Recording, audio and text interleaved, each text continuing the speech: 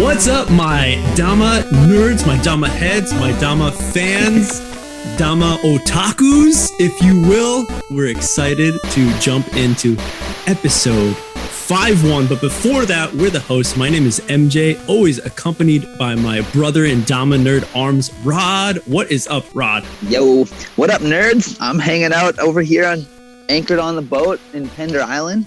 Oh my gosh. Hanging out. Best virtual background ever.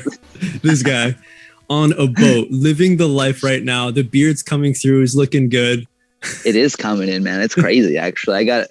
Fun fact, Max borrowed my hair clippers for Van Jam because he wanted to get a fucking mullet going. And it was a nice mullet, by the way. But he still has my hair clippers, so I haven't been able to trim this beast. We got to get those back before you get on the boat. I mean, I'm on the boat. It's too late, Max. No, right. I'm just kidding. Well, everyone, episode 51. Let's just jump right into it. Our usual opening. For me, it is Thursday, July 22nd. We are in the 14th year of Sander. What does that mean? Some people are asking. I think in a future episode, we'll be able to dive in deep and explain that very thoroughly. So be on the lookout for that, guys. But hopefully, I'd like to say this one is going to be another one featuring a wonderful, amazing woman in the kendama world. Yes. Sadly, we don't have our third nerd to join us. Schedules, there was some shit that happened, problems on my end, but we're still going to roll with it because it was so hard to get our amazing guest today. Everyone, we have from Japan, Nihon no Senju, Yumi Nakamura. What is up, Yumi? What up, Yumi? Long time no see. Right? Yeah. It has been very, very long. So everyone, we're going to be maybe switching a little English and Japanese here and there just to help support Yumi with this episode. But depending on how the editing goes, hey, it might seem very seamless. Yeah, we'll see what we can do. Exactly. So Yumi's got some pretty good English, though, because you lived in Vancouver for a year. Yeah. Almost gone already. Oh, it's there, though. See, I can still understand you. You're doing great. Yeah. So, Yumi, you were there for 1 year in Vancouver? Yeah. Yeah. Why? I wanted to learn English because I wanted to speak with other country kind of players. So. Oh, okay. Mm-hmm. Wow. Okay. Well, we're going to get into that a little later on. We'll talk about your time in Canada, how it was. Mm-hmm. But first, let's go to the beginning. Maybe some people don't know who Yumi Nakamura is. Maybe they've seen pictures or they've seen old videos of you, but maybe right now you're not so active. Right? We don't see so many videos of Yumi playing kendama anymore. So we're going to start at the beginning. When did you start playing kendama and why? Why? I started kendama when I was 5 years old. Yeah. Do you know Mr. Imada? Yeah. My kendama teacher.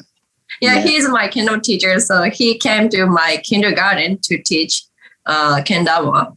So I started play kendama in the kindergarten. Whoa. Yeah. If any of you nerds listening don't know who Mr. Imada is, or Imada Sensei, there's a video that Matt Ballard made that's the portrait of a kendama sensei that you can find that. And if you're wondering who he is, there's a little look into it. Exactly. Oh, man. Homework for you nerds. That's a good one. So, Yumi, I know you're from Hiroshima, correct? No, I'm from Hiroshima in Hatsukaichi. And I think that is a big key, maybe why you started kendama so young, right? So, yeah. Because, we know Hatsukaichi is the birthplace. That's where kendama came from. Yeah. So, but at that time, I didn't know kendama is born in Hatsukaichi. Okay. Yes, I didn't know. After I knew. All right. Yes. So maybe it's not so familiar with people in Hatsukaichi. Yes. Not so much. Yes. Because I think Western players, we all know the Kendama World Cup. We all know the new name, or after the first one, it was Hatsukaichi. Wood won Kendama World Cup, right? I see. Yeah, so we all know about that. before I met Mr. Imada, my grandmother gave me one kendama, so I practiced it with my father. So before I met Mr. Imada, so already I met Mr. Imada, I could spike or around Japan or something. So a little bit better than others. So I want it's easy to play. Whoa. Okay. So at 5 years old, already doing some spikes around Japan, around the world. Nice. That's sick. Yeah. Do you remember the shape? Was it like Nichigetsu Goru? It's a very like toy. So the cup is really small. And the hole is really small. So it's like one of the colorful ones. Color. Red. The ball is the red one. Red and made from wood. Did you stay? Was that like a big hobby from 5 years old? Yes. Until maybe 12 or 11 years old. Okay. Wow. And then you stopped for a little bit? So almost やめた. You almost stopped. Yeah. Okay. I started playing badminton, so in club. So I stopped playing kendama. All right. Whoa. Badminton. Okay. Nice. There's a new hidden talent we don't know of Yumi. Are you good at badminton? Maybe. Maybe she's in no. I continued badminton until university. So. Oh wow! From 12 until university. So little bit. When you were young, growing up playing kendama, were there other friends around you who played too? Yes. I had a lot of friends. Yeah. I met maybe 10 years old. I met girl against Tamotsu. I met Tamotsu. So way.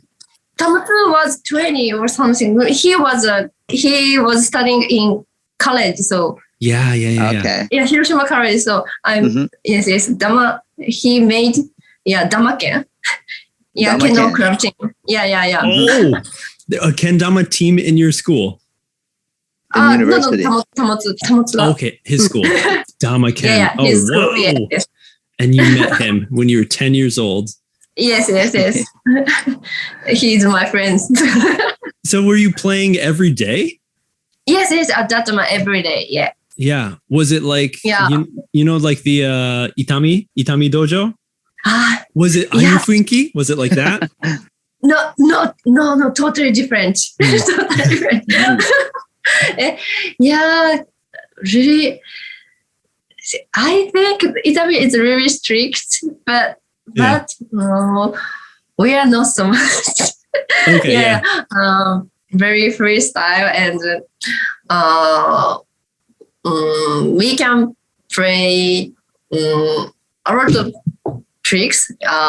That's not only game trick. If I wanted to, we can play any tricks. So yeah. And you can do any style of trick that you wanted to. Yes. Right. Where other maybe like focused on JKA, Nihon Kendama Kyokai. Yes. No waza dake janakute. Yeah. Yes. You can do a lot of different ones. Yeah, right. You can freestyle, like do as ever you like, kind of thing. Yes. Ooh, not so strict. Do you remember some strange tricks? Strange tricks. At that time, I just only played like around universe or something, but I surprised. 何だっけ? 宇宙遊泳ってなんていうっけ? Spacewalk, yeah. そう、spacewalk. そう。投げるやつびっくりした。Throwing, throwing like tricks. Like spacewalk style tricks, yeah. I was surprised, like spacewalk. Right. That's true. That is kind of a newer, I guess, trick. Most people wouldn't think to throw it. That's people don't practice so spacewalk like tricks. So, So what was everybody practicing? the JK's game. Moshikame. Oh, tricks. okay. Yeah, just Speed trick Moshikame B, right? or around universe and birds Barry. Over the valley, bird over the Bird valley. over the valley. Yes. What about speed trick B? Did you practice that? Yes, trick me. Yes. Everybody, really practice really hard. Yeah. So when was the first time you could do speed trick B? Were you 5 years old, 6 years old?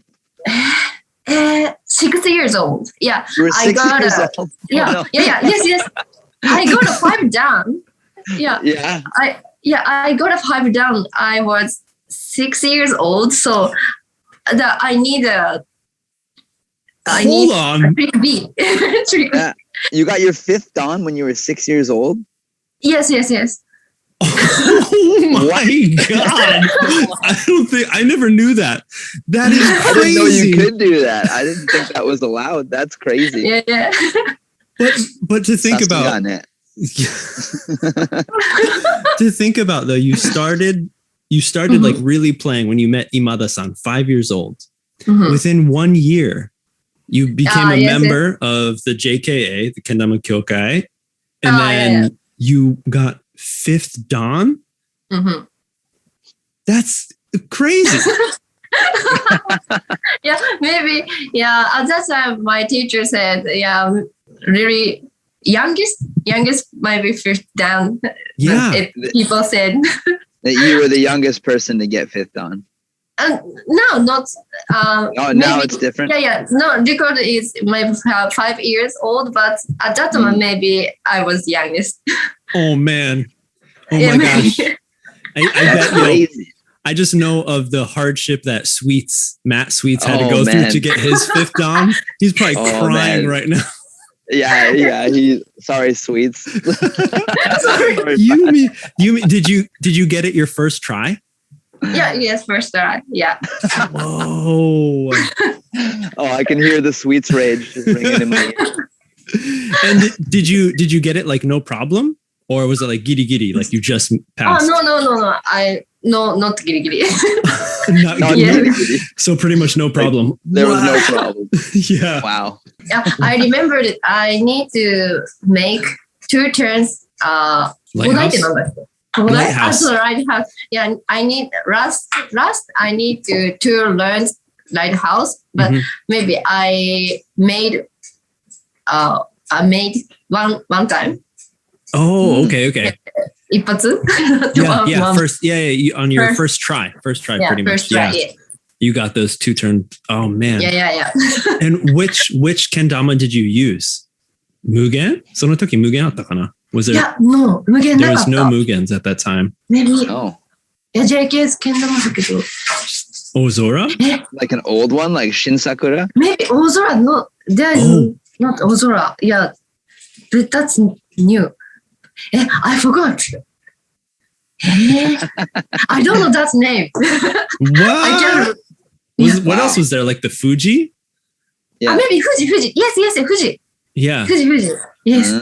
Whoa. That's wild. Yeah.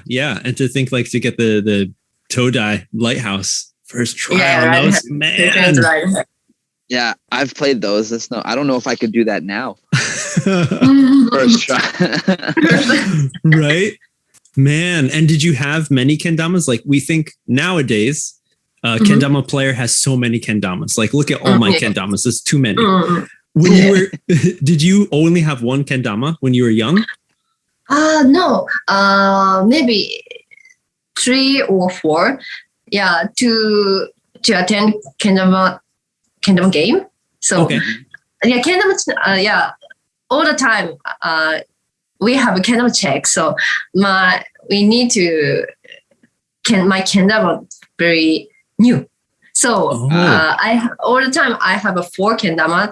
So I changed kendama every day.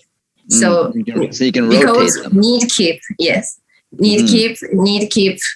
new. So maybe I have all the time 4 or 3 or 4 kendama. Damn. So you had 3 or 4 that you would rotate every day to make sure that they stayed fresh.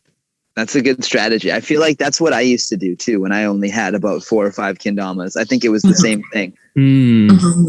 Yeah, well, except for a couple. I had a couple that I just played into splinters, but right. Yeah. Yeah. I think for me, that's what I still do. I have like so many kendamas and they're all like fairly okay. Like I have a bunch of old like 2014 like Kusa kendamas where the paint like when you don't play them for a while, like the rubber, that sticky rubber, it like melts off almost naturally.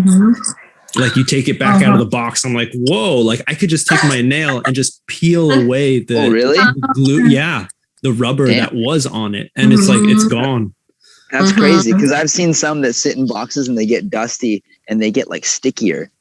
Like you pull them out and you're like, wow, this is like way better than it ever was.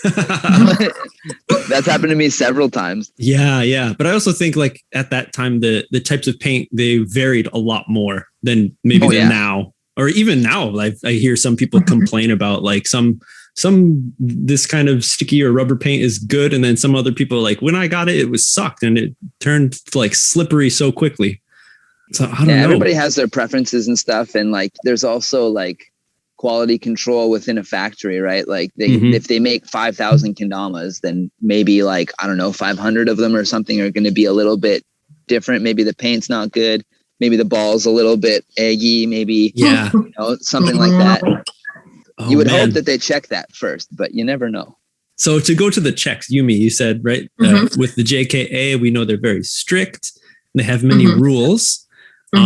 How did you feel about those rules? Like the sambyo tomaru, like wait for 3 seconds on the lighthouse, or the length of the string has to be 2 fingers.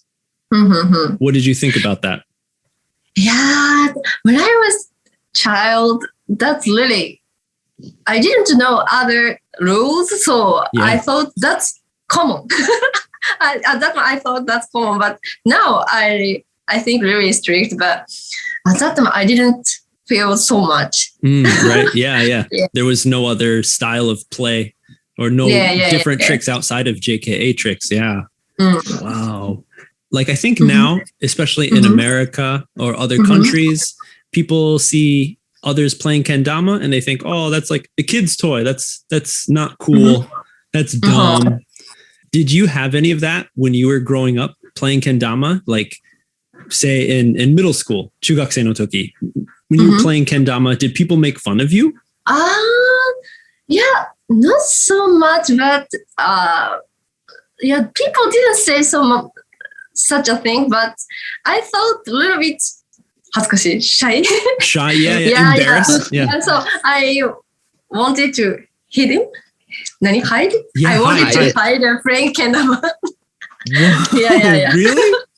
Why? Yeah, a little bit. Yeah, because if I say I can't play kendama, so maybe people say show me. So I have to play in front of a lot of people. So I didn't want it to that.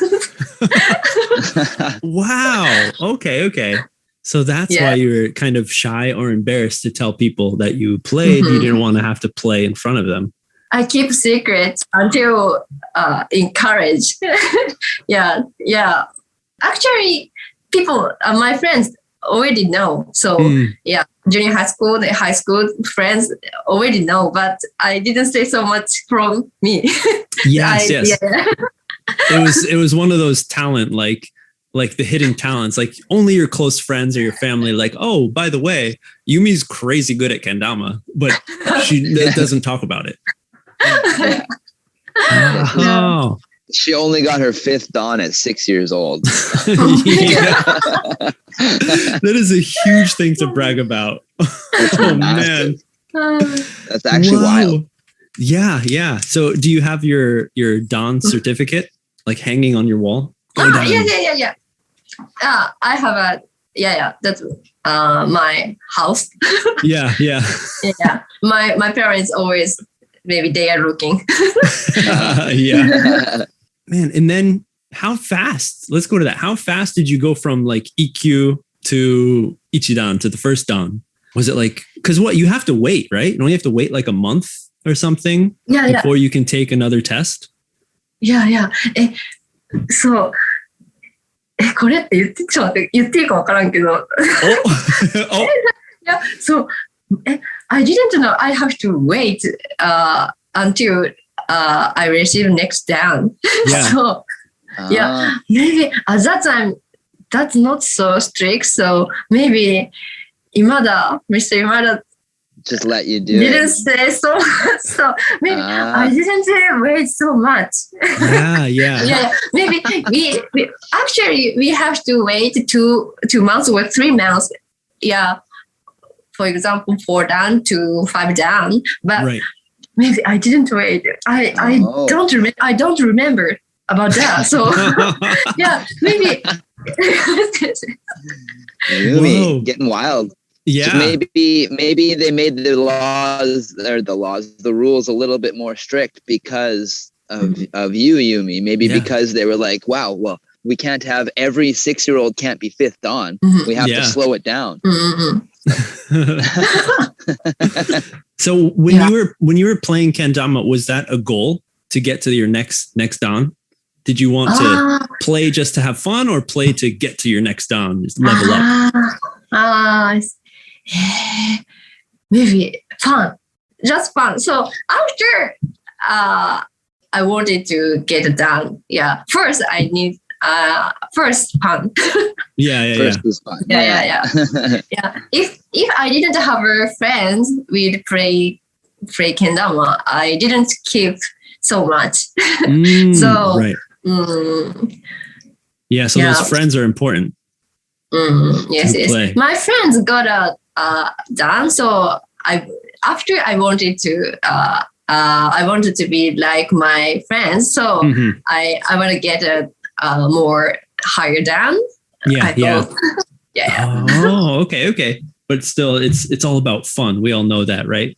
The best part, playing with your friends, leveling up like yourself too. But it's all about the friends. Whoa! So how many people were in your group of kendama players, Yumi? Maybe at that time, maybe 20 people. Wow. Like that. Yeah. Wow. Also, that's big. That's pretty good. Yeah. Every time that the number of people is different, but maybe almost 20 or something. Yeah. Okay. And do you have many friends from that time that still play kendama, or is it only Tamotsu? Still? Yeah, no, not still. Everybody stopped. Yeah, almost stopped. Yes. Yes. And that was like before the new wave of American kendama, because I think that definitely changed the image of kendama in Japan to see like, oh, it's not just Moshikame, Tomeken, Hikoki, like Ijo, Ori. Like there's so much new styles. It's so like, the whole street kendama, the image is very different now. It's interesting. Like, what do you think, Yumi, as a player from such a long time ago, and you see now the new style of tricks? How did you feel at the beginning? Like the first time you saw somebody do like a juggle, were you like, what? Or like, no, sore yamete kudasai. Like the big X.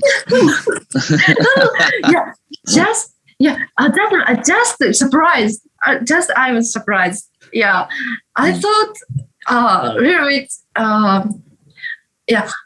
I didn't imagine the other country people can play very well like that, the juggle and something. So I couldn't imagine. So first I met Rod or Tokyo and the other kind of player. Yeah, they play trick that I haven't seen before. So that's really surprised. I was really surprised. Yeah.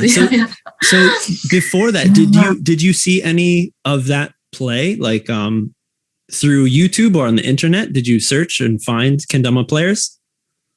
No, I didn't see. Yeah, I went to Nagano to join some tour.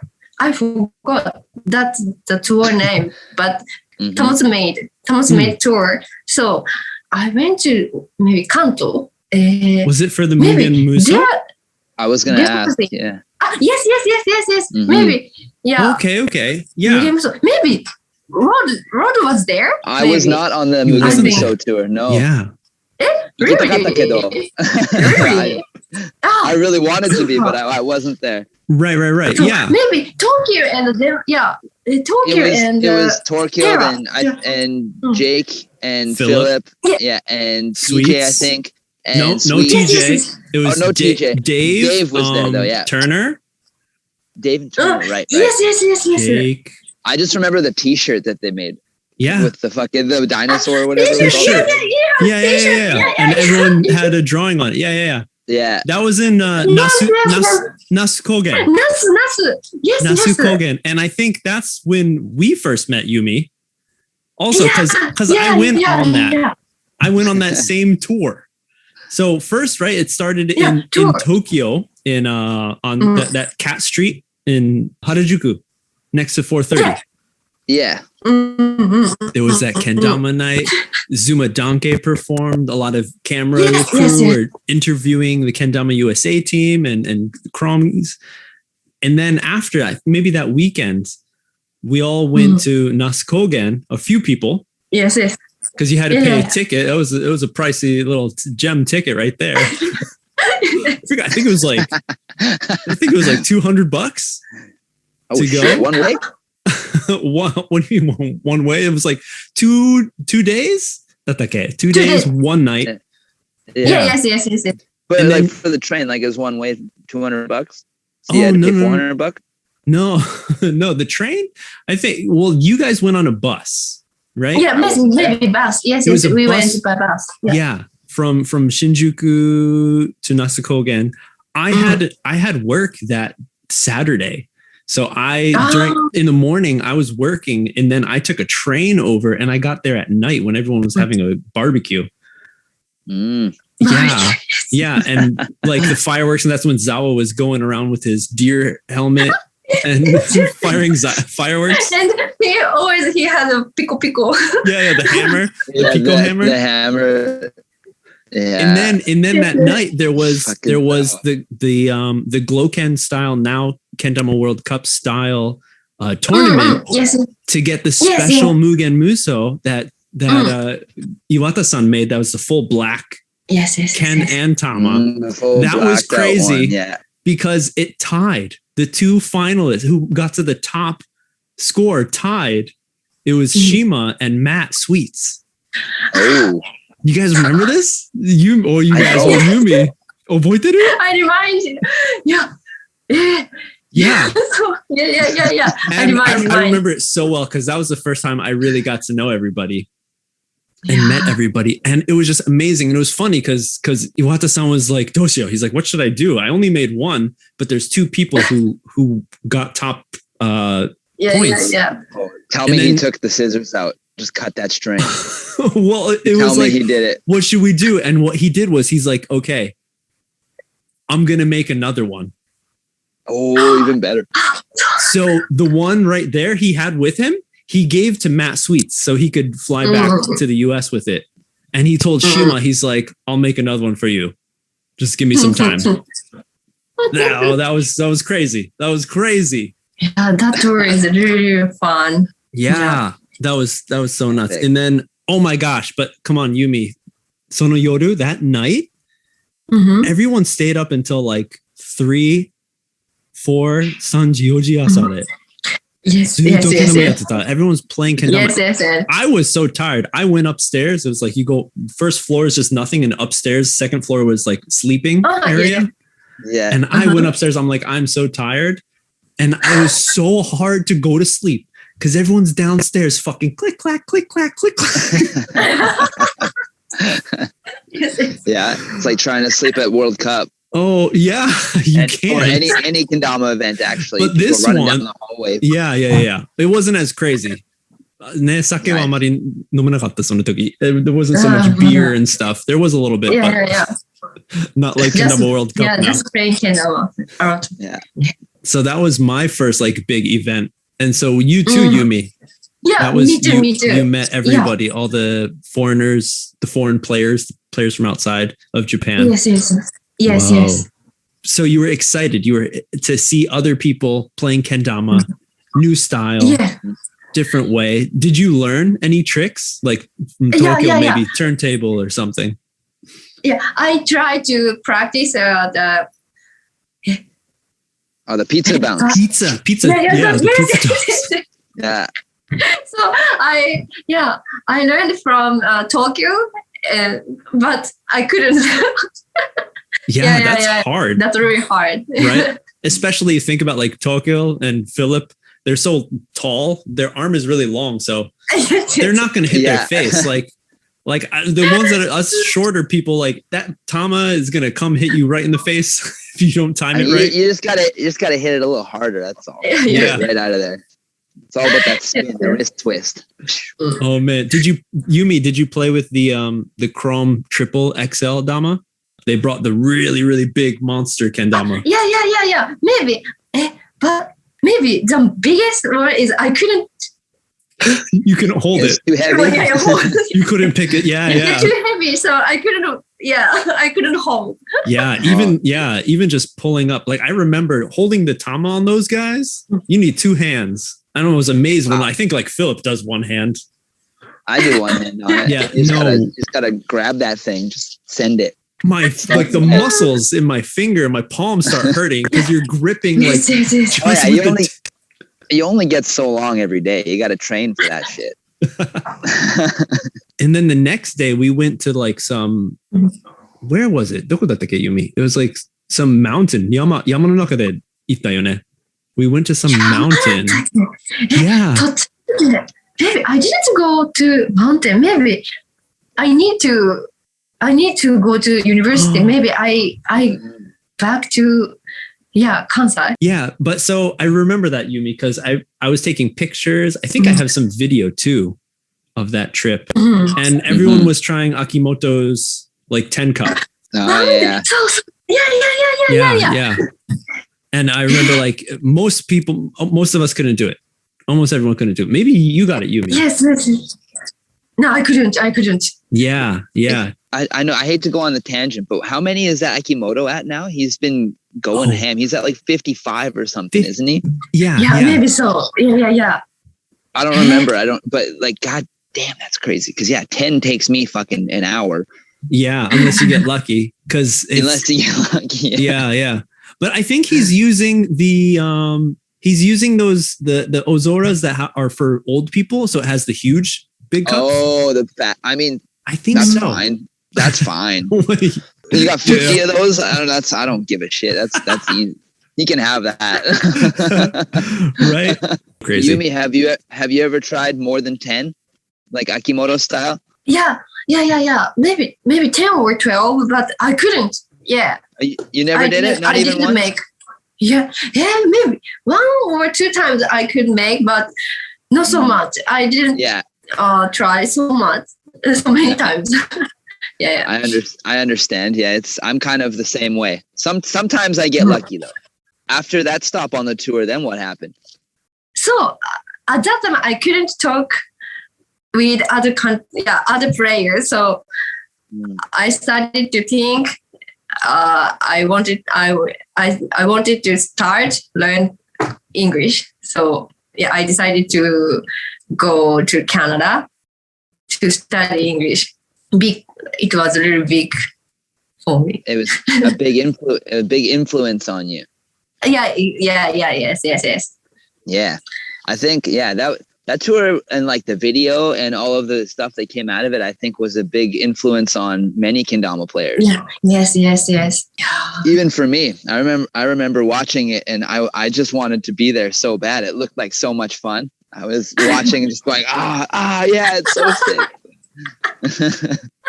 Yeah, I think there's 2 videos. Kusa put up a video of that time of the Mugen Musou tour, and Krom put up one video too. Because Colin was there too, wasn't he?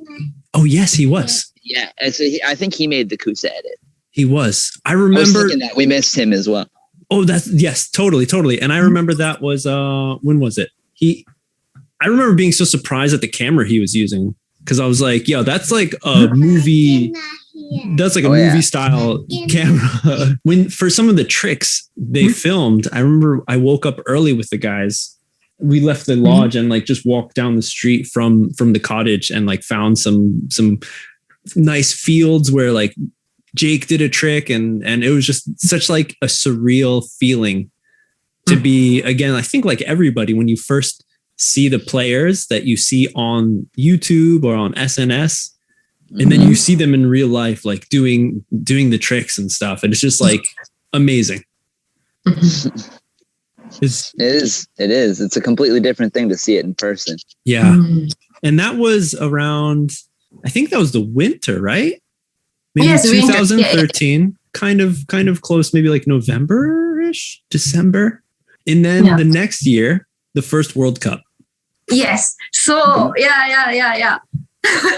So how when you learned about, okay, you know, Tamotsu is putting together this Gloken new Kendama World Cup, Hiroshima at Hatsukaiichi, how did you feel? Surprise.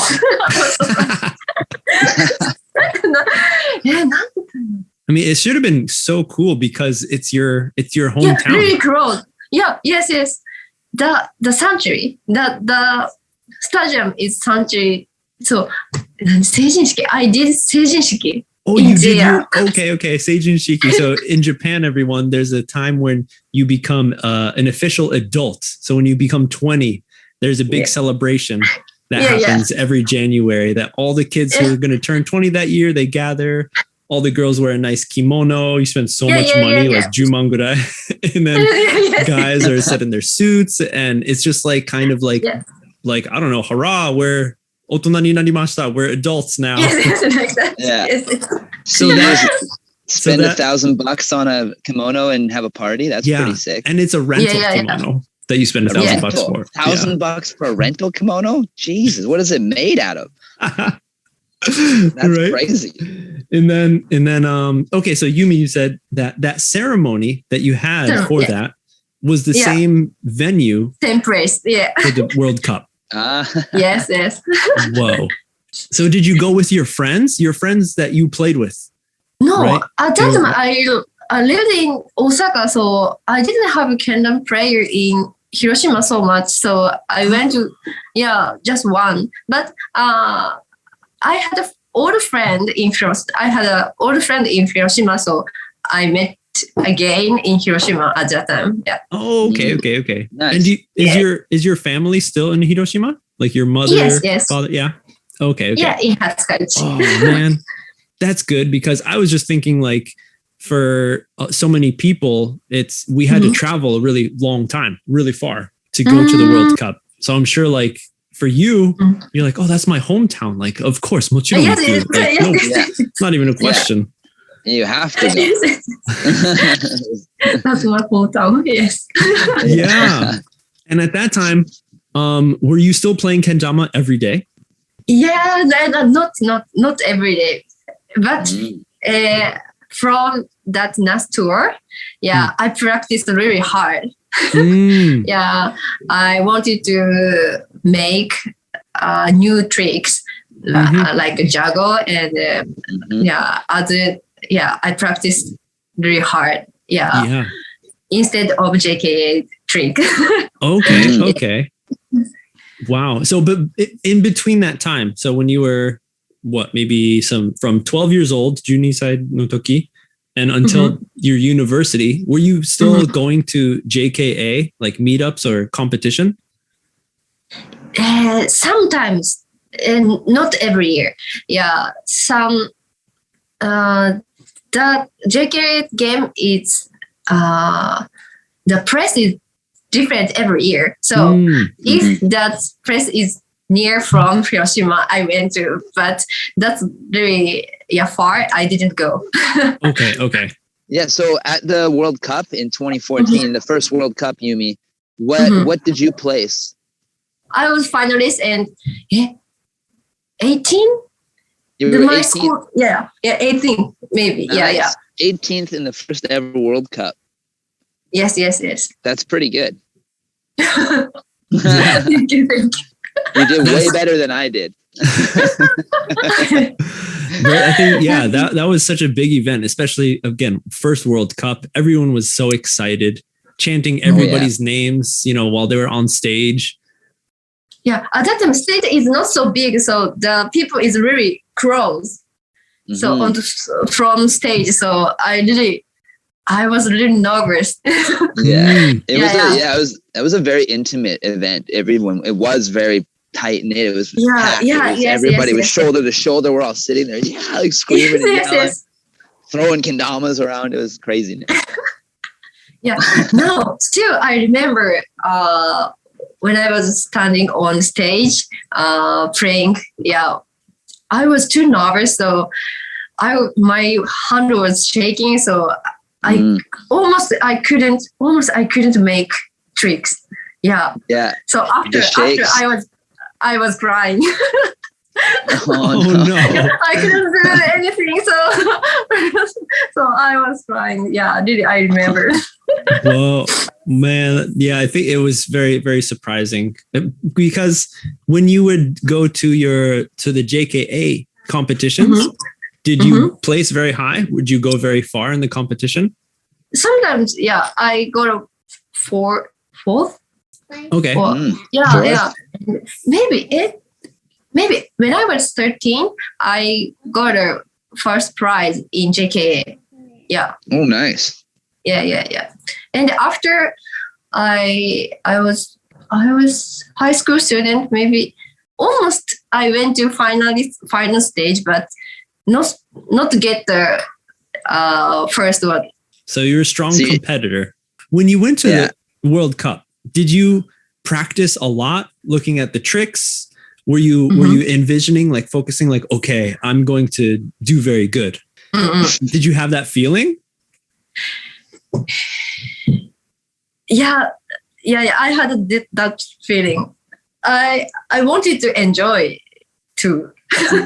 Yeah, I wanted to get the prize. Yeah, first I wanted to enjoy, but next maybe I wanted to get a prize. Yeah. Most of my feeling was I wanted to talk other people in English. So I studied English at that time. Yeah. And then so after the 2014 World Cup, you and me both went to Copenhagen, and we went to Denmark. Yes. And we did the tour. We went from Copenhagen, and we jumped on the bus, and we went out to Philip and Torkild's hometown of Middlefart. And we camped out there for a few days and stuff like that. Do you remember one of my favorite parts of that, Yumi? I tell this story all the time, actually, is when we were all in the room late at night, and we were all watching you trying to break your speed tricky record. Yeah. I think you almost beat it. You were like 2 seconds away or something that night.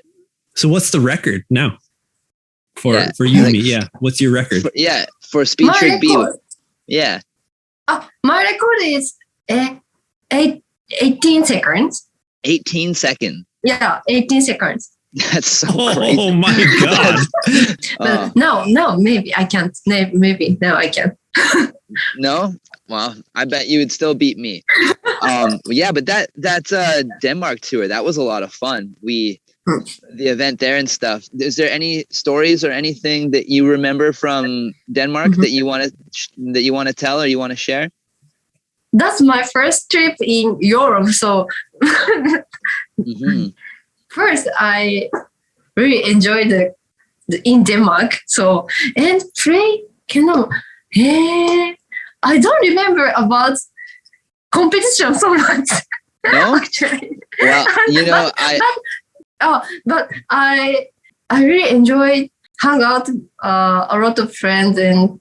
We had a lot of beers. We went to the Mikkeller brewery many times. I think I made you come with me many times. Yes. I went every day. I know that. Yes. At that time, I don't like so much beer, but at that time I drank beer. So it was really delicious. So I remember. Yeah, that's a very crazy brewery. They had 25 different beers on tap. Yes.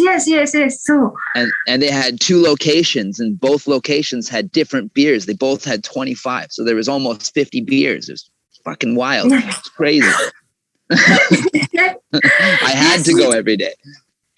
Yeah.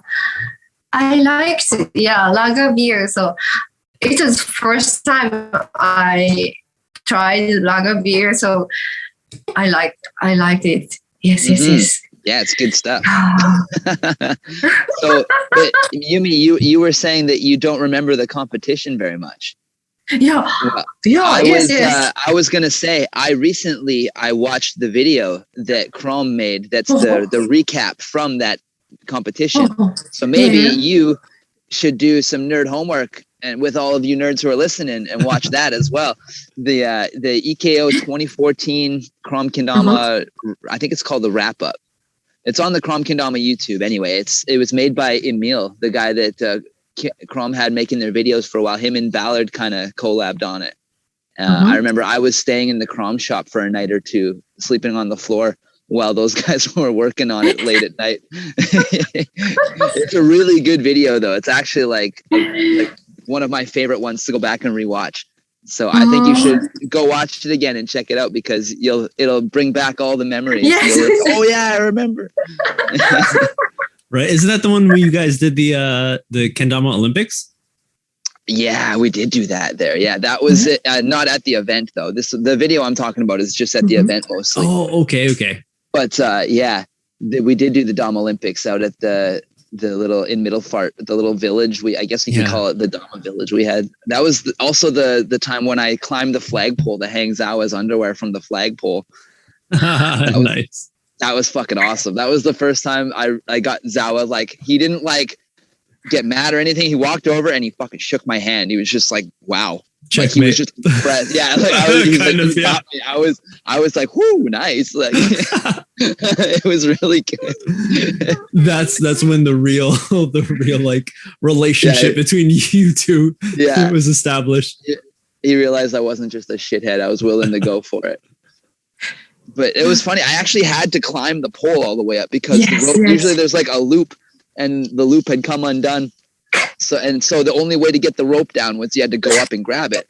And I was like, Zawa left his underwear out because we went swimming and they were all wet. And so he left them hanging outside to dry, like just for everyone to see. So I was like, well, if you want everyone to see them, I'll fucking make sure everybody sees them. So I climbed the pole to grab the rope and pulled it down and then tied it to it and threw them up there. And yeah, it was good. Only one person saw me. It was Connor. Yeah, Connor saw me, I think it was. Yeah, and he took a picture of me. And so there's a picture of me halfway up the flagpole. It's the only reason Zawa believed me that I climbed the flagpole. He didn't think I actually did it.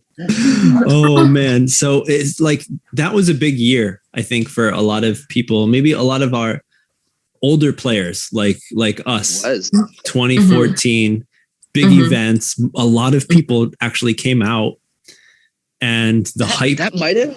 I'm sorry, I was to interrupt. I was going to say that might have been the year we had the first Van Jam as well. I think was 2014. Ooh. It would make sense. It probably like it kind of lit a fire for everybody to be like, yeah, let's go. Let's make more events. Mm-hmm. You know, I could be wrong, but I think it was 2014. Yeah. What about Sweets' MKO? When was that first one? Ooh, that one. 15? I think was it 15? Probably after. I thought it was before. No, it had to be F. Yeah, there was Dama Fest that was before. Yeah, Dama Fest was in 2013. Or no, Dama Fest was 2012 was the one that I went to. Whoa, shit.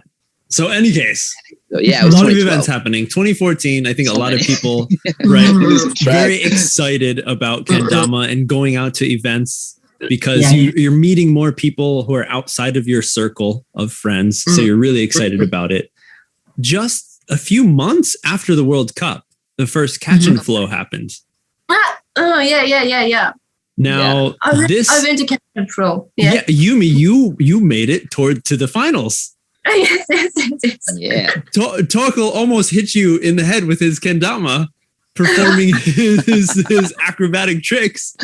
Yeah. Another thing you can see in the Krom recap of that event, that was amazing. Again, showing you're such a strong kendama player, Yumi. And there was I think news followed you, Yumi. What, from Hiroshima maybe? Yes. No. From Kansai. From Kansai. A news program followed her. Yes.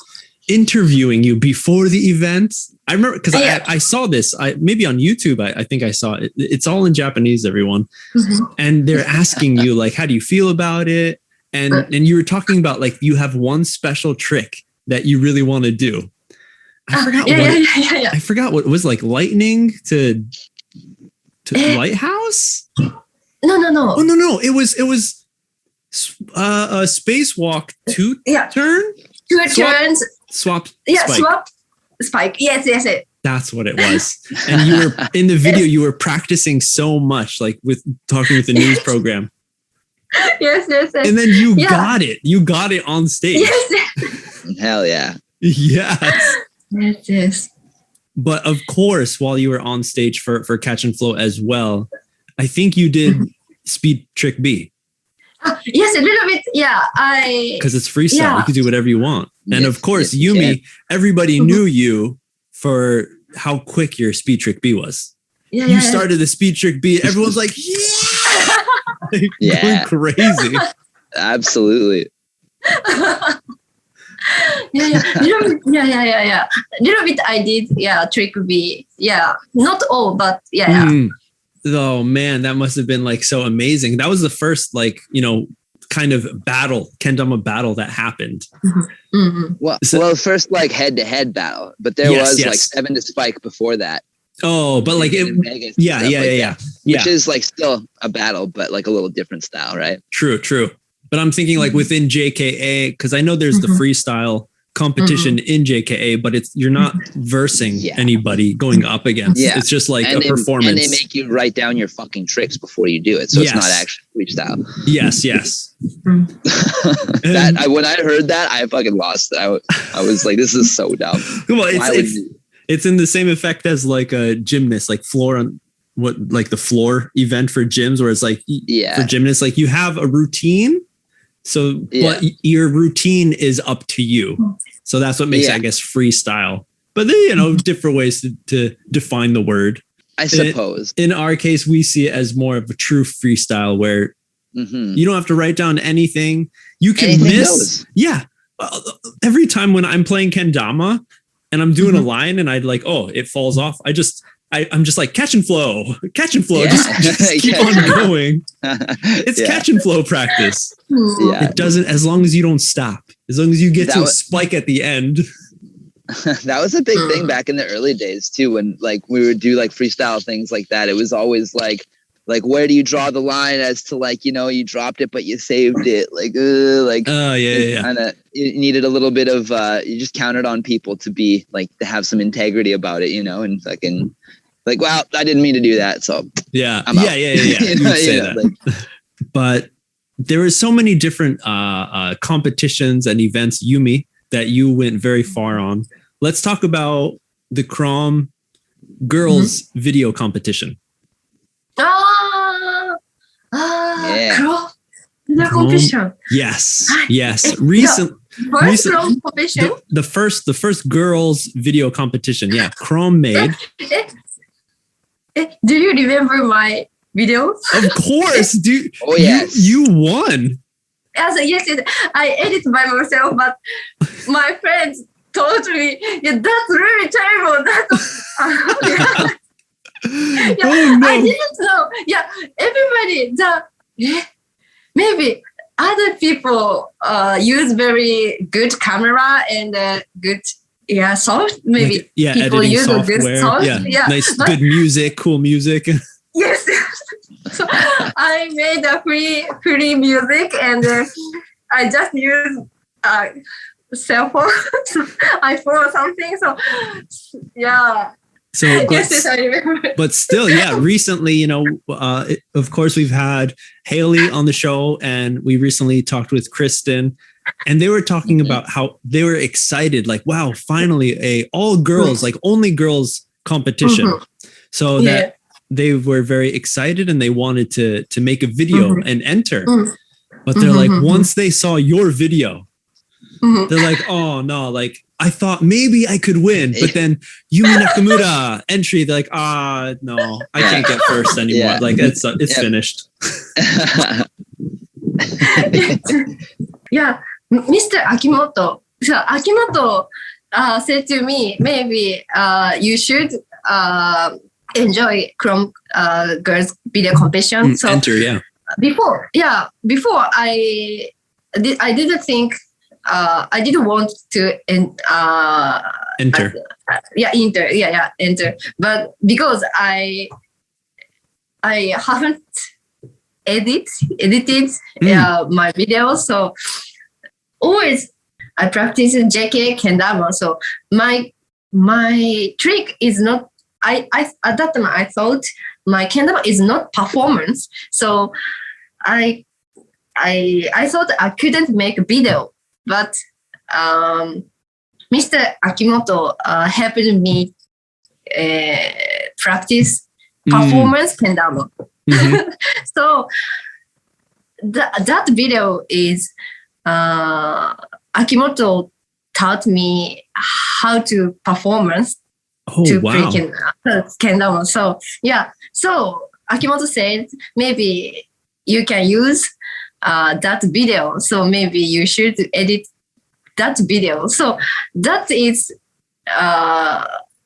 actually that's not for Krom video competitions. Move. No movie. way. That's my practice movie. So yes. What? Wow. Okay. Yes. You really had. So yeah. That's why that video is not so good. It was just a practice video for yourself. Yes. That's so crazy. Again, more people who are listening probably like, Chris and Anna, like, man, like she didn't even try. That's the video. Where other people who ever enter will like think like, okay, I'm going to take it at this place. I'm going to do these tricks. I'm going to use this music. It's all planned out beforehand. But here for Yumi, I played just in park, really close park. So wow, more secrets come out. This is amazing. This is amazing. God damn. And then, so you got first place. I'm sure you were very surprised. Yeah, I was surprised. I knew from my friends. I didn't check the kekka. That's who is winning. Yeah, I didn't know. Yeah, the results. I didn't check who is winning. So I got that news from my friend. So, you were first prize. I thought. Yeah. And then, what do you remember the prize? Funny. What did you get? Like one of the Krom? Yeah. I got a really big Krom's kendama, really big one, and a lot of Krom's kendama I got. A lot of the deluxe. Little bit small one. Yep. Yeah. Maybe I got a biking kendama. Do you know that biking kendama is really good to performance. So after I really used to performance the biking kendama. Okay. Yeah. Nice. Again, so this is why everyone, if you don't know who Yumi Nakamura is, this is why we're talking with her. Old school player and a strong competitor back in the day, and especially for a girl. Because, we see kendama, there's so many guys, right, Yumi? So many men in kendama. So to see you be such a strong player, it was very, very big influence, I think. Yeah. Maybe for other younger girls to see in Japan, to see like, Yumi Nakamura senpai, they're all like really excited. Like maybe they can play kendama as well too. Did you feel like did you have a lot of girlfriends who played kendama when you were playing? In Japan? No. Yeah. No. Yeah. 0? 1 person? Woman player, maybe. There is not a lady player. Woman player cannot. In Hiroshima. Yeah. Maybe just kids. Yeah. Right. Yeah. But to maybe continue playing around age, players. More, almost nobody. So it was just you. How did you feel? Did you feel like nervous or shy that you were the only woman there? I didn't think about that before. Okay. Just I thought I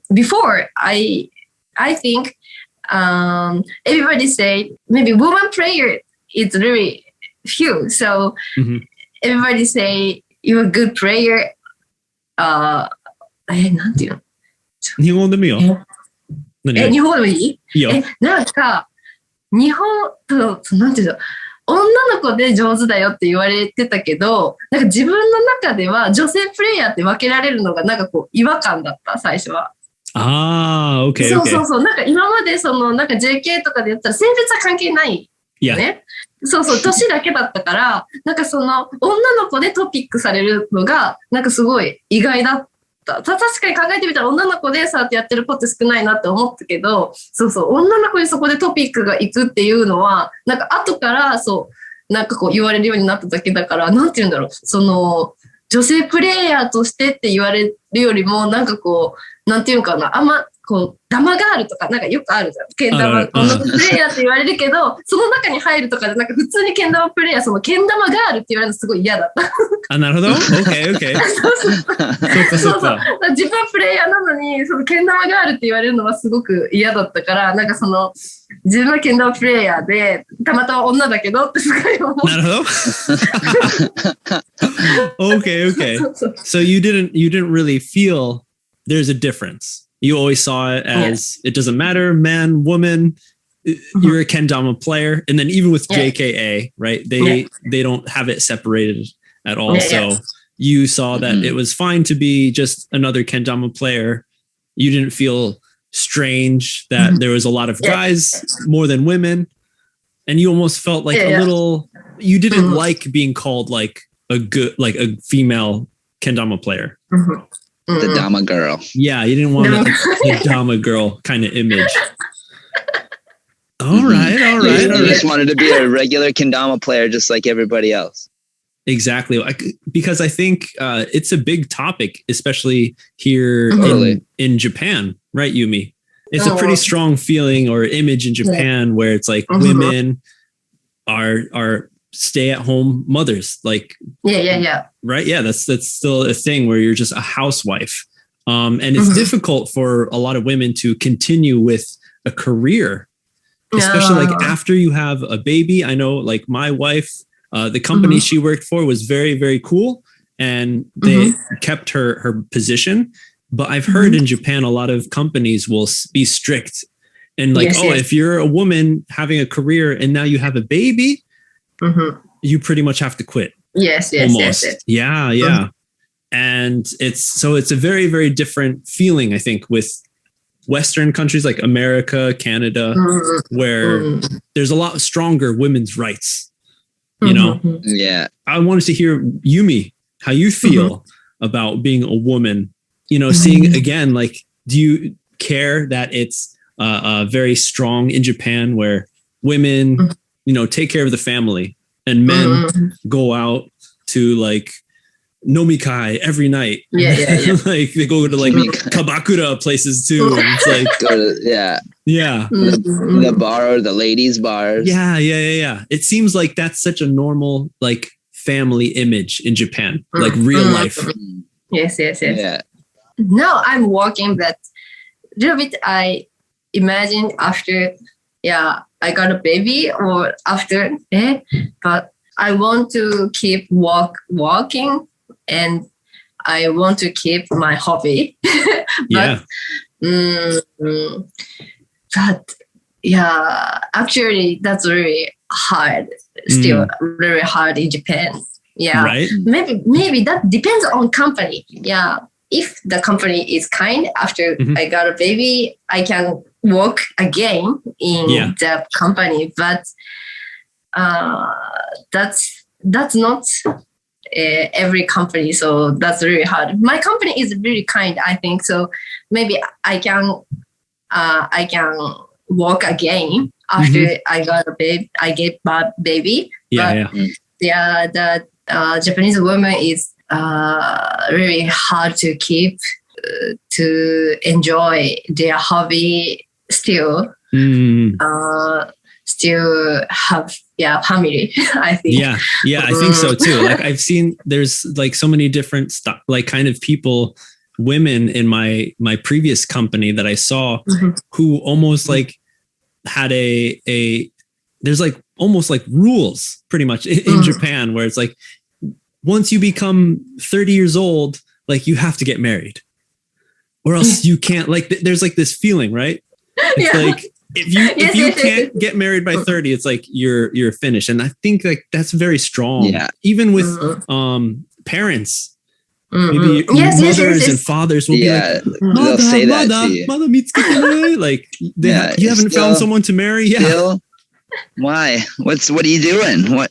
So almost like so much stress to a point where some people you see like they just like give up. Like my life is like now completely mine. I'm not going to get married. I'm not going to have a family. I'm just going to be full on kaisha, full on company. The salaryman. The salary. Yeah. 100%. Yeah. I want to know, other country is not totally different in Japan. I mean, I don't think it's not totally different. Like there is like similar kind of things. Like people think that, but it's not so like strictly enforced. Kind of. It's not like every family isn't so much like that. I think. I don't know. Like my family's not really like that, for example. But I know some friends are like their parents maybe like even my mom is always saying like, oh, when are you gonna have kids so I can have a granddaughter or a grandson? Like she just wants another kid to play with, right? But I think but it's a little different, right. So I think it is strong, but also right, Yumi, I feel like maybe around the world, a lot of people feel like to be successful in life, like is to have a family and a career also. But the hobby, maybe the fun lifestyle in Western country, I think is stronger than the company life, right? Where in Japan, it's like, samurai no kangaekata nani bushido mitai ni bushido code. You live by the sword, like you die by the sword. So there's so much loyalty for a company. Like if you go into a company, you're going to be there until you retire. The samurai salaryman. That's why in Japan, like it's really hard to move to new companies. Like most people don't. Like you go to one company and like that's it. You stay there, or maybe the next one, and that's it. I think maybe it's more work in Japan where it's very strict.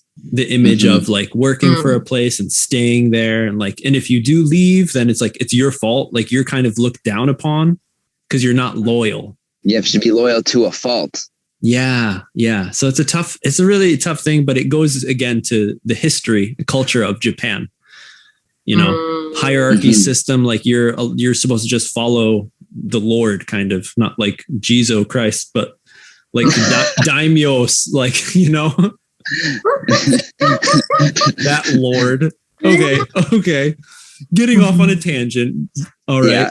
But I did want to talk about that because it's very, very different in Japan and Western countries, the viewpoint from a woman's perspective. But so Yumi, so you don't care so much as a kendama player. You're just a kendama player. Yeah. You mentioned just now, but before, for the prize for the Krom Girls video competition, you got the Viking. And did you continue to play kendama like as a performer? I've seen some pictures of you with a cute little hat on, like a nice vest and stuff. It was like old Zumadanke. You guys remember old Zumadanke? Yeah. Before they were like hip and cool. And they had the bowler hats and the glasses. Yeah. The bow tie shirt. Yeah. The bow ties. Like a butterfly. Yeah. So good. So cute. So why did you start performing, Yumi? Performing. After Catch and Throw, I took a TV program, Catch and Throw. So after that, I could have a work as a kendama teacher in some events. So but so some events, the eventer. The organizer. The organizer wanted me to performance, kendama performance, and not just to teach kendama. So the organizer invited to me the summer event or winter event. So I need to some performance. Kendama performance. So I decided to practice. Kendama performance. Make a routine. How long did you do that? 1 year or? No. Sometimes my friends asked me to performance in wedding party. So until now, sometimes I play. Sometimes I performance. Did you make it out like a living out of it? それで生活できた? Was that your job? No living. No? Just some I could get some money, but I can't make a living. Yes. That performance, friends edit that music, and my friends made that program. Yes, the routine, the program. Yeah. The routine and stuff. I see. Yeah. Nice. And so now, do you still do sometimes? If somebody asks sometimes, for a wedding? wedding party, my friend's wedding party. Nice. There you go, Rod. When you find the right person, call up Yumi for a performance. Yeah, you mean when I need a visa for somewhere? No. Oh wow. Okay. Yumi, you are a part of, I don't know if you still are, Team Yumu. Yumu team. Yeah. When did that start? 2015, maybe. So yeah. The boss is Parker. So Parker should invite. Yeah, he invited you. Yeah, invite. Yes. I forgot. Not. After Catch and Throw, maybe 2014 or 2015. Before 2015 World Cup. Okay, before the World Cup. Yeah. Already I used Yumu Kendama 2015. So maybe 2015 I joined in Yumu. Nice. And did you think about it, or like to be on the Yumu team, or were you very excited and right away you were like, yes, okay, I'll be on the team? Or were you like, let me think about it. What is Yumu Kendama? Actually, I didn't know so much about Yumu at that time. Yeah. Right. We only knew at that time we knew that like Chris Do was on the team. Yes. Chris Do. Right? Yeah. I think Liho was Yumu, right? Yes, Liho was. Yeah. Was. Yeah. Yes. The main Yumu member is Chris Do and Liho. Right. And 待って、名前忘れた。ちょっと待って。Screw. Yeah, Screw. Screw. Yep. Screw. Yeah, in Taiwan. Yeah. Performer. Yeah, that's true.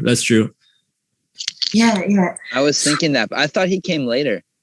But maybe. Way, I guess I'm wrong. Right, yeah. I mean, DeSoto was on there too for a little bit. Yeah, DeSoto was on there. Matt Rice was on you, I'm pretty sure. He was, yeah. Before. Yes, this one.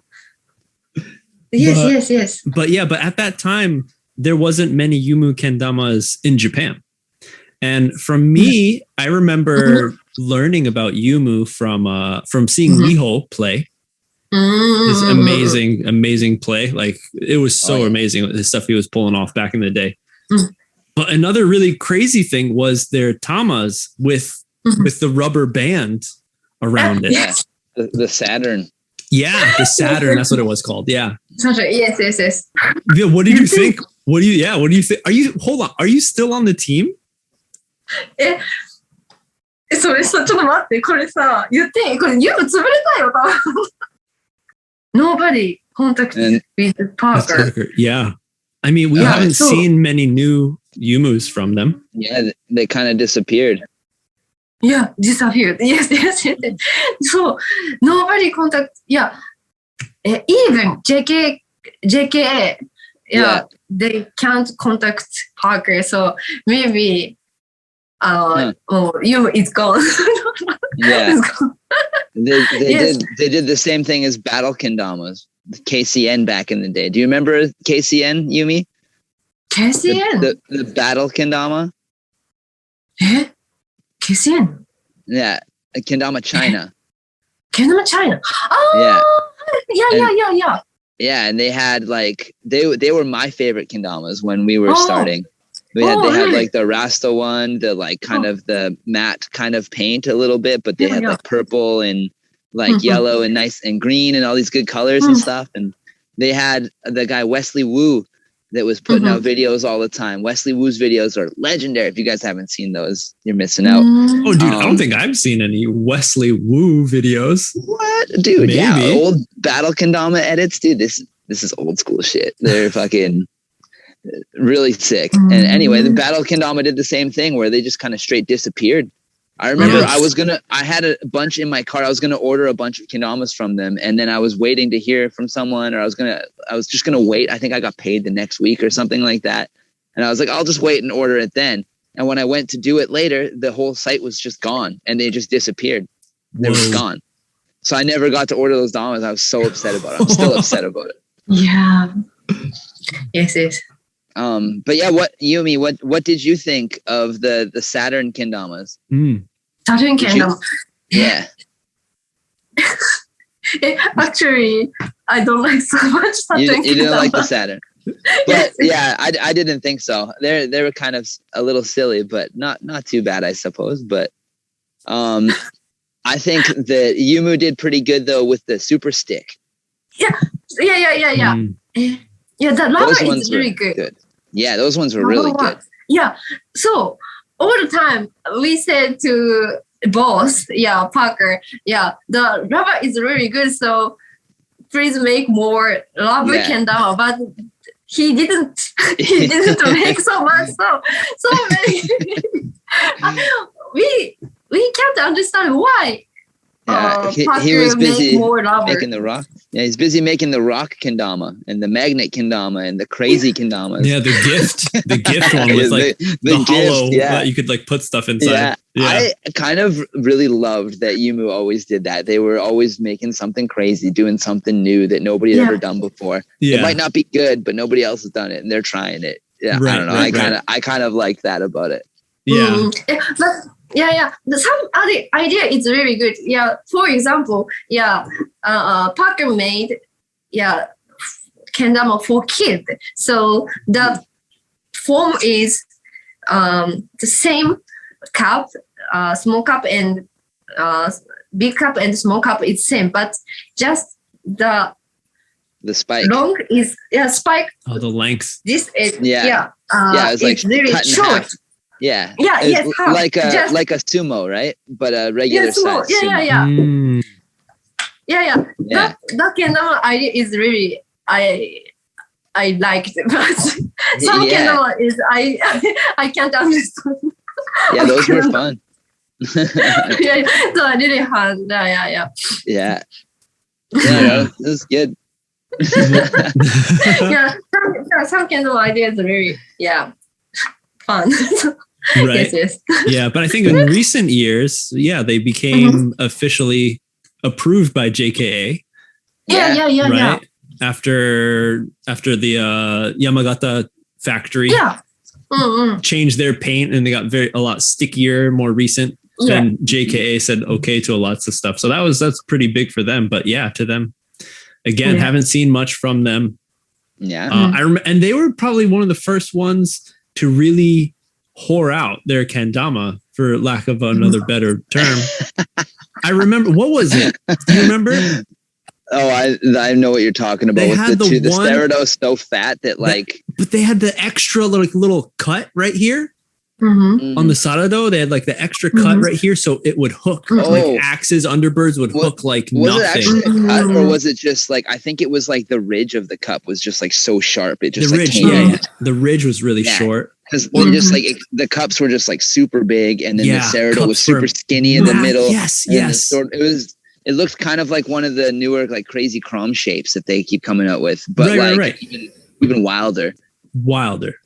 I remember seeing it and being like, "This is the ugliest kendama I've ever seen." It was so hard to play because my hand, like it wouldn't fit well, like to do any like throwing tricks or like swap spikes. Like the cups were just so big, and then the sword was so small. It felt really awkward at the beginning. I remember too, like talking to the Glowcan guys. I think me and Kodo were talking about it, and we were like, and I was like, yo, does this thing fit in the box for KWC? He's like, no, dude. And I was like, don't they know the measurements for like the box of KWC? He's like, yeah, they do, dude. It was the box. But I mean, hey, you don't have to make stuff for the box only. So, and no, you don't. Like, I respect it. Yeah. They were just going out. But I think like on the same lines of really trying different things, Yumu had that this very extreme styled shape from a while ago. That again, just like thinking about like Iwata-san, he had a sticky kind of paint, and at that time, people were like, "Oh no." Yeah. That was the future, but it was just too early for the time. Yeah. Nobody knew. So So now what? You're open, Yumi? For other sponsors, other kendama sponsors, like you have no team. You have no team. Yeah. No team. So, are you looking for another team? No. I don't play kendama this. Yes. Yeah. So that's right. Okay, so we talked a lot about history. Let's talk about recently. I was personally very surprised to see that you went to Canada to study English, because before when we talked, it was always in Japanese. I never knew you were interested in speaking English. Yeah, so I was very surprised. I'm like, what? Yumi's in Canada for a year? Yeah. So how was your time in Canada? Was it amazing? Were you like going to Timmy Hortons every day, maple syrup, like looking out for the beavers? Always looking out for the beavers, bud.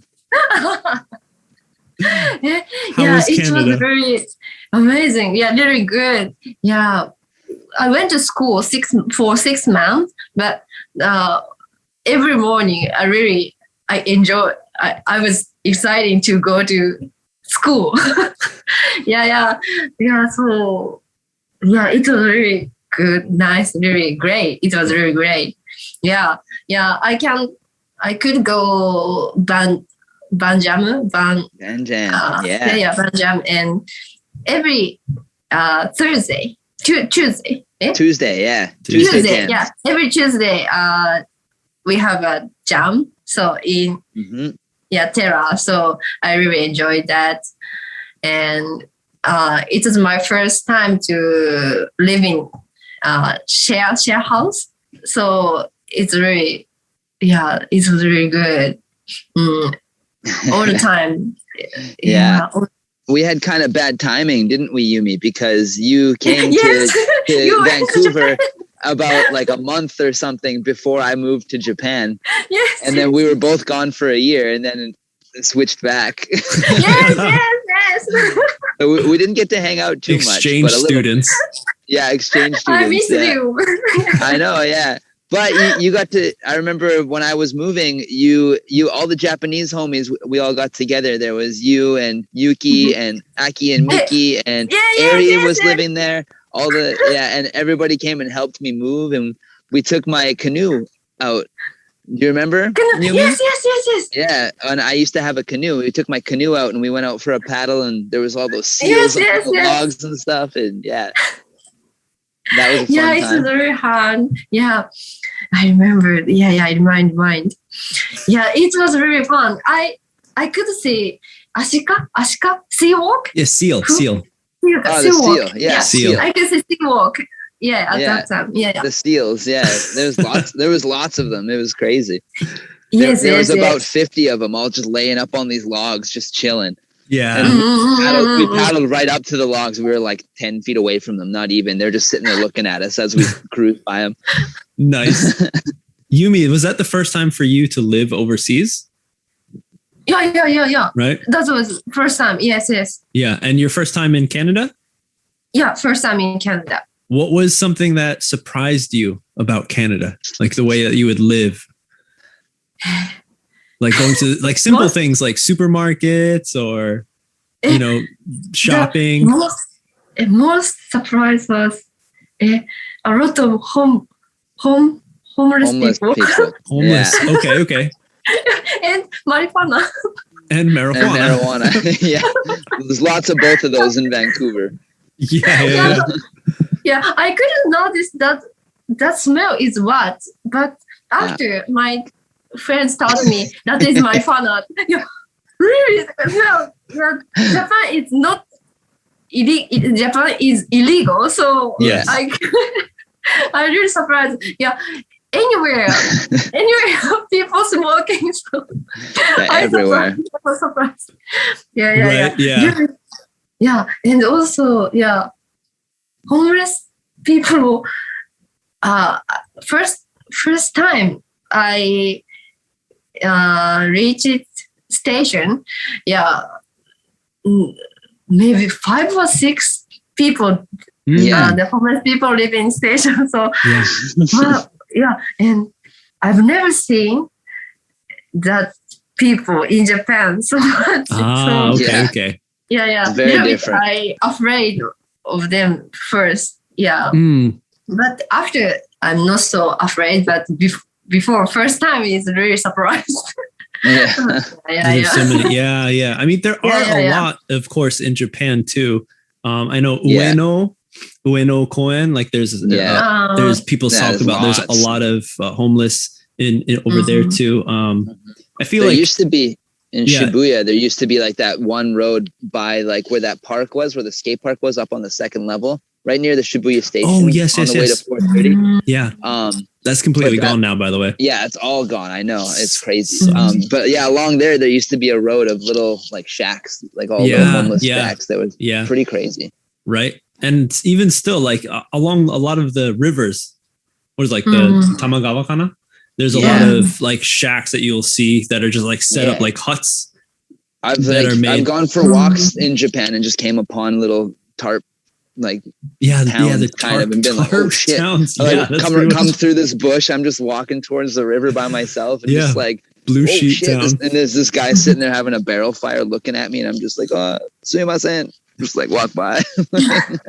Yeah. So it definitely is there too. But then talking about marijuana, right? Was it legal at that time in Canada? And Vancouver's had like a gray area for like decades where there's been stores. No, the cops don't care. Like Canada's pretty chill anyway. Even if you get caught, they just take it. It used to be, but now it's all legal. Right. So it's like, it doesn't matter. But oh man, I think actually when Yumi was here, it became legal because it became legalized right after I moved to Japan. Okay. I moved in, I believe it was September, and it was October when it was legalized. So yeah. Was it that? Do you remember, Yumi? I didn't know. After I came to Canada, it's to be legal. It was legal, yeah. Yeah, while you were in Canada. Yeah. I went to August. Yeah, exactly. Okay. Yeah. Really? Before?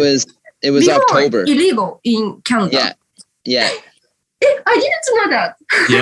Yeah. So then, same in America. There's a lot of states that are opening their laws and saying marijuana is okay for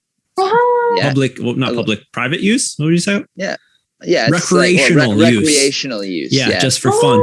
So that's why you were smelling it everywhere, Yumi, because it was okay to smoke. It became legal. August I smelled everywhere. Oh yeah. It didn't really change much in Vancouver, to be honest. Oh man. So did you try some, Yumi? No. No. Never tried. Yeah. Yes. You were interested?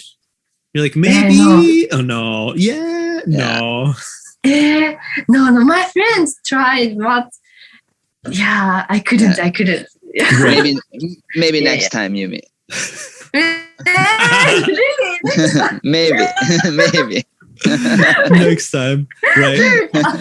I remembered.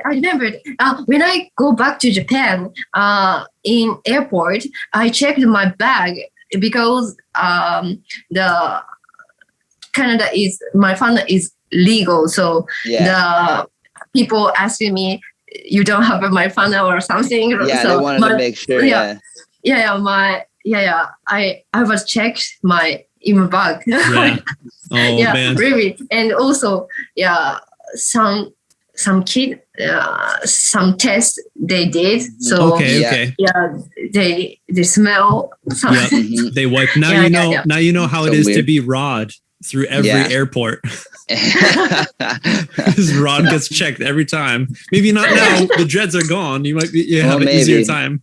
Only time will tell. I've only taken domestic flights, so we'll see. Yeah. I'm still a pretty scraggly motherfucker. I don't think it changes much.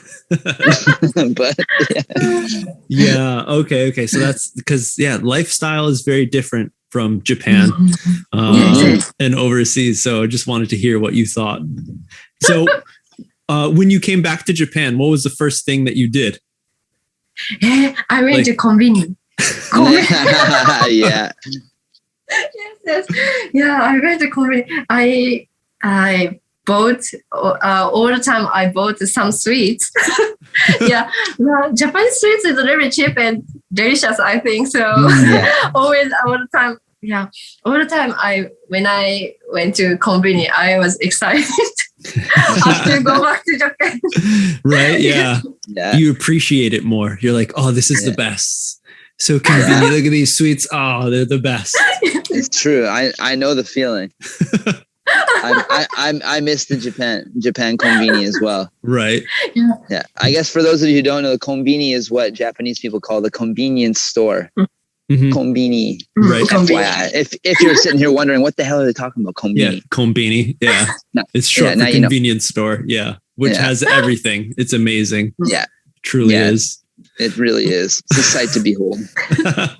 So then now, Yumi, you said that you don't play kendama so much. Yeah. What's your new hobby? Why has the kendama been put down a little bit? What are you focusing your life on right now? Actually, I don't have hobby so much, but I'm focused on working. Yeah. Working? I'm looking for new hobby now. Kendama is still always there. Or are you still shy? You don't want to tell people at work that you're a good kendama player? I don't think so, but I don't want to performance to them. Yeah, okay. So maybe you want to keep your life kind of separate, your kendama life. Yes. And your new work life. You want to have them separate. Yes. I want separate. Yes. Right. So how do you feel about kendama now? Like, do you want to play more? Do you want to do filming tricks or any competition? Maybe next Kendama World Cup. Or do you feel like your career for kendama is finished? Maybe just a hobby sometimes. Yeah, just hobby and just watching is enough. Okay. Yeah, actually, sometimes I I join kendama 練習会 kendama practice like jams. jams. Yeah, kendama jam. Really sometimes, but I have to work on Saturday, but so that jam is on Sunday morning. So I can't wake up almost. Okay. Yeah, it's hard to me. So that's why. So and also now I'm living a little bit far from Hatsukaichi, so it's a little bit far to the place, the kendama jam. Yeah. Where are you now? In Osaka? No, Hiroshima, near the Hiroshima city. Okay. Yeah. Not so urban, not so urban, but a little bit far from the main city. Yeah. Downtown. Yeah, downtown. Right. Downtown. Yeah. Right. Nice. You could say, the center of the city. Well, it's amazing to just think about, our whole story that we went through for you, Yumi, your beginning as a young 5-year-old kendama player, reaching 5th dan almost as you're 5 years old, 6 years old, to your exceedingly high play, very, very good level of kendama performance from all the competitions that we've seen, video or in person, traveling around the world, wanting to connect kendama, using your English and stuff. Like it's really, really a good episode, I feel. That's beautiful. Thank you. Very good. And I'm really happy that we were able to talk with someone from Japan, because on our show, there's not too many people in Japan who can maybe speak English or have confidence to join our long talk, our interviears. So again, thank you so much. 本当にね、ありがとうございます。Thank you so much. So we're going to wrap this up in just a little bit. But before that, we have everyone who's been supporting on Patreon. Thank you so much. We have a Patreon where you can join if you are on that $5 and up tier. You're able to ask questions to all of our guests. So Yumi, we have some questions from our fans for you. And the first one comes from Azrin. He says, like most players, I had to pick my jaw up from the floor so many years ago when I saw Yumi rip through tricks with speed and accuracy. The first question, when you play kendama tricks quickly, do you feel like everything around you goes slowly? What is it to feel like for you? Because we've all seen you, again, speed trick B, everybody, 18 seconds is her record. Look at what the list. Yeah. Look at what walk us through it. Yumi, what is it? Air candles, middle cap and spike, and around 2 times around Japan, and 2 times around the world, and around Europe, and swing, spike, and earthen, and bird and spike. Yeah, and airplane and jumping stick, and 1 turn airplane, the finish, lighthouse, and foil. Yeah. Yeah, that's a lot of tricks to do in 18 fucking seconds. 18 fucking seconds. Yes. Yeah. Also, like the way it works too is like you can do it all in one try, but if you miss one, you can try it again. You don't have to start at the beginning. Right. So like you can do. For people don't know. Like if you definitely. Yeah, exactly. So if you miss the swing spike and you go for or whatever, you can just go back to the swing spike. You don't have to start back at the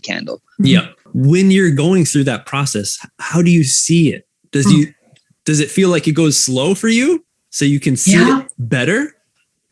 I don't see around, just focus on playing kendama. Right. So yeah. So I just thinking about I don't want to miss.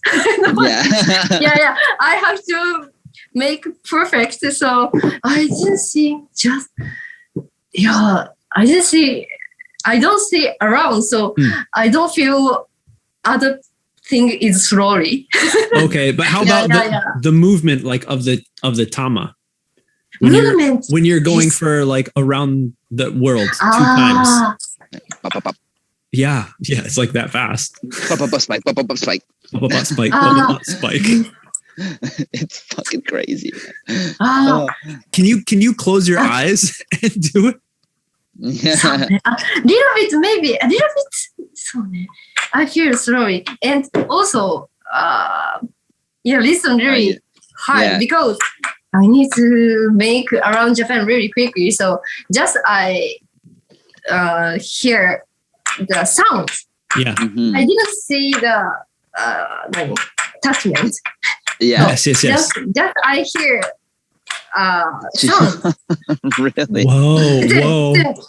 So I just hear this sound. That's crazy. So I really use ear. And I don't think anybody has said that they use their ears to play kendama before. Yeah, I've never really heard that. Some sonar around the world too. So sounds. Yeah. Whoa. But of course you have very good tama control because to keep the hole where you want it for that last spike, you don't spin it, right? Yeah, no, don't spin. Yeah, all the time my hole is facing you. Yeah, right. Yeah. The hole all of the time. Yeah. Okay, so that was the first question. That was amazing. Mm-hmm. And the second question, do you feel there are things in life that you could benefit from your boost in speed? So because your speed trick B is so fast, using your ears to make it fast, are there other things in your life that you feel are better because you're so fast?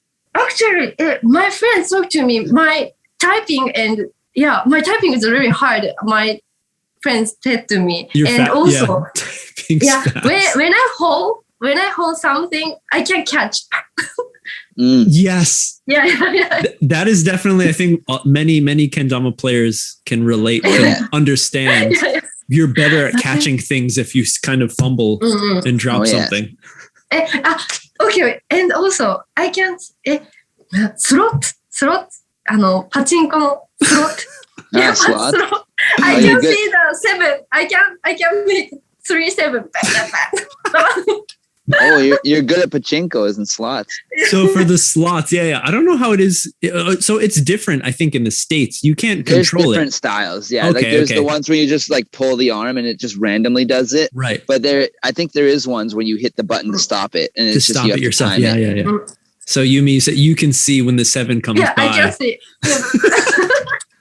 That's crazy.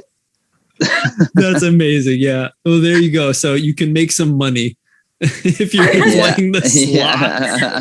That's the I'm benefit. good at slots. All right, man. Yeah. Good. Okay, here we go. Last question is coming from Nick Dodenhoff. He asks, can you tell us a story of receiving your 6th dan? No. When you got, because you have 6 dan. And I believe that is as high as you can go without becoming a part of the JKA. Yeah. I think the 7th is like a lifetime achievement award that is bestowed upon you by the JKA. Right. Because I remember Shimadera got his and it was like a big thing. And that wasn't even that long ago. It was like 5 years ago or something that Shima got it. And like Shima is like... Yeah, exactly. Doesn't go much deeper than Shima. Like. Right. Oh man, if you guys don't know that, he's extreme kendama tricks with the white towel on his head using that white Mugen YouTube video. I think We're gonna have to get him on here for another Japanese homie episode. Dude, that's so true. His English is great. Is good. That's right. Oh man, that's there you go. Future episode. But Yumi, okay, so let's walk through the JKA, Japanese Kendama Association. If you don't know, there's multiple levels. If you're thinking about like karate, you have different colored of belts and you rank up. So with JKA, you're ranking up, of course, from 1 being the lowest, and the higher you go with numbers is the higher up in ranks. So 6th Dan, we know you got 5th Dan when you were 6 years old. When did you get 6th Dan? 6 Dan is 7 years old? 6.5. No, 10 years old. You were 10 years old. Wow. No. 10 years ago. Okay. 10 years ago. Yeah, okay. So it's 10 years ago. Yeah.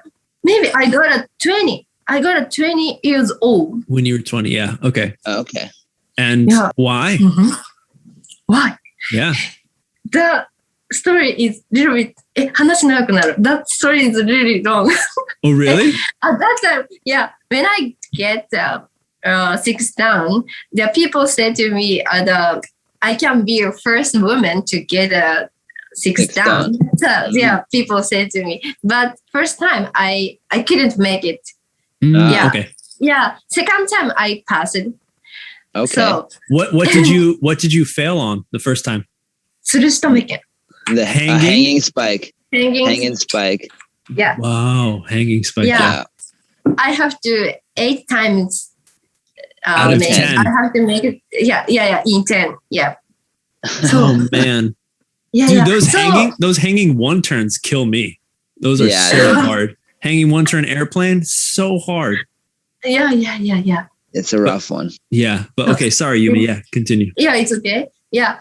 And so everybody said to me, so I decided to try to get 6th Dan. But so already the other people got a 6th Dan before than me. Before me. So なんかいろいろあったんですよ。なんか So what happened was you went for your 6th Dan the second time and you got it, you passed, but for people who don't know, you have to pay to receive these dans. Of course, you have to be a member of the JKA. And then on top of that, you pay the testing fee, which is kind of a lot of money. It is. 結構ある、何、2万? Yeah. $200? 3万. $300. So yeah, only if you pass, then they ask you to pay. So you took the test. So I guess it's not a testing fee. It's a certificate fee. So you took your second test. Before that, there was someone who took the test and heard that you were coming. You took the test the second time, you passed. Yes. Yeah. And that you were about to take the title of first woman to get 6th Dan. So then they paid before you could pay. And so you're the second woman ever to get 6th Dan. Yes, second person. But still amazing. And then after that, like you were saying, Rod, it's like lifetime kind of achievement award from the JKA to get the 7th Dan. Yeah. And then above that, the 8th, 9th, and 10th, you have to be like members, like high up members in the JKA itself. Yeah. Like I know 10th is like the head of the JKA, and then 9th must be second, and then 8th must be third. Yeah. It's like Illuminati type level stuff. Yeah. The lieutenant and the fucking whatever. Yeah. I don't know. I don't know the military terms. Oh man. You got 6th Dan, and then how did you feel? It was really happy to get a 6th Dan. But my goal, my purpose to get 6th Dan is I can get some work to teach kendama. I thought at that time. Yes. Okay. So just I get 6th Dan is not so much me. But if I want to teach in some jam or something, I need some. I thought I need 6th Dan, so I got a 6th Dan. That works. Yeah. So, but now actually I didn't use 6th Dan. I don't pay so much to say so. Well, not yet. Not yet. Yeah. Not yet. Yeah. Who knows what the future will hold? And those are the questions from the Patreons. Thank you guys so much for everyone who's supporting. That's it for today. Yumi, thank you so much. Yeah, really. For talking with the nerds, for becoming a nerd, diving into your story. I think it's really, really cool. I think a lot of people are going to appreciate to hear how your kendama life has been. And I think we're looking forward to maybe a new personal record for Speed Trick B sometime in the future. Who knows? Yeah. You know, you should try some of those new shapes. Yeah. Or have you? Let's ask just really quickly, Yumi, have you played recent kendamas, like the new style, the new shapes? What do you think? Too big, a little bit. Yeah, I like before form. Before, yeah. I think like the old school. Yeah, I mean, it makes sense because that's what you grew up with. You feel comfortable the most with that. Yeah. Man, okay. Well, we're going to cut this one off. Thank you again so much, Yumi. Episode 5-1. That's right. It was a pleasure, Yumi. Nice talking to you. Yeah, thank you. So awesome. Thanks to all you nerds who've been around listening and checking it out. Thank you so much. Your homework. Yeah. I know there's some of you, Cam, speaking of you, Cam, not doing your homework. Anyway, you guys do your homework. And on that note, the nerds are out.